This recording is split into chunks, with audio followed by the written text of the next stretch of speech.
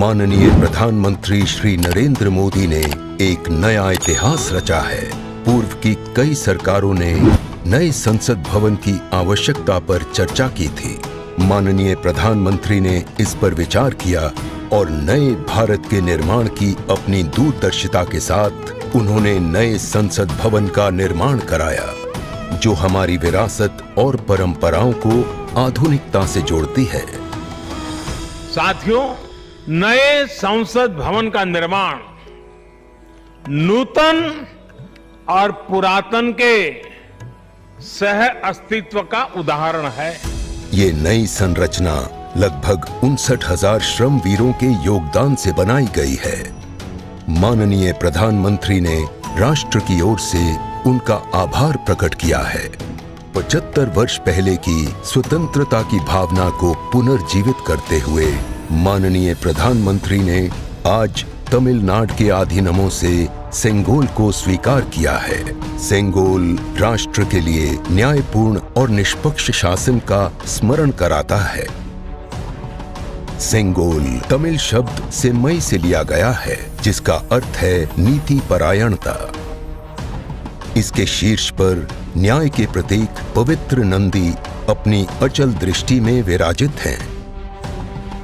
ये वही सेंगोल है जिसे श्री जवाहरलाल नेहरू ने 14 अगस्त 1947 की रात को थिरुवावडथुरई आदीनम से एक अनुष्ठान के माध्यम से स्वीकार किया था, जिसका आयोजन भारतीय सभ्यता के अनुसार किया गया था।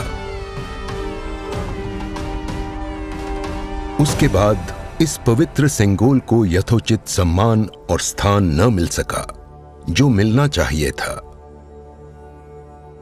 कहानी मुड़ती है तमिलनाडु के कांचीपुरम की ओर, जहां पूजनीय कांची मठ का आसन है।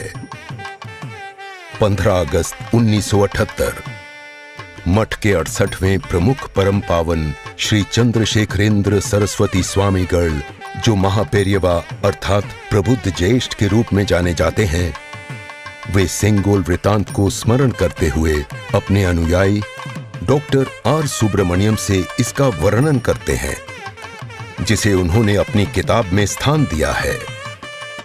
महापेरियवा ने बताया कि स्वतंत्रता दिवस के अवसर पर सेंगोल ने एक महत्वपूर्ण भूमिका निभाई थी।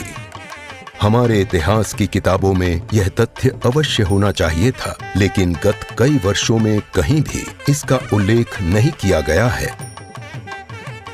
एक बार इस अद्भुत संस्मरण के सार्वजनिक होने पर तमिल मीडिया व प्रकाशनों ने इसे अपने संपादनों और वेबसाइटों में वरीयता दी। माननीय प्रधानमंत्री एक परंपरागत प्रतीक की खोज में थे।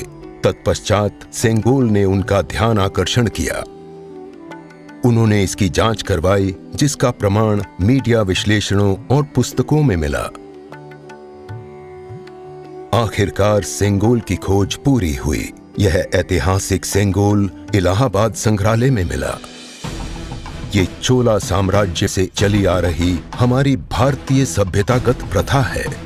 चोला सदियों तक हमारे उपमहाद्वीप के अग्रणी साम्राज्यों में से एक थे। सबसे महत्वपूर्ण बात यह है कि सेंगोल के प्राप्तकर्ता के पास न्यायपूर्ण और निष्पक्ष रूप से शासन करने का आदेश होता है, जिसे तमिल में आणई कहा जाता है। इस विचार से माननीय प्रधानमंत्री प्रभावित हुए। उनके अनुसार जनता के लिए चुने गए लोगों को इस आदेश को कभी नहीं भूलना चाहिए। उन्होंने यह निश्चय किया कि इस अद्वितीय प्रतीक को अमृतकाल के प्रतिबिंब के रूप में अपनाया जाना चाहिए, ताकि राष्ट्र अनंत संभावनाओं से परिपूर्ण रहे। सेंगोल को आज सुबह संसद में उसके सुयोग्य स्थान पर स्थापित किया गया। यह सभी के लिए भारत सरकार के न्यायपूर्ण और निष्पक्ष शासन के अटूट संकल्प का स्मरण कराता है। इस दृढ़ता के साथ भारत विश्व गुरु के रूप में अपना यथोचित स्थान ग्रहण करने की ओर बढ़ रहा है।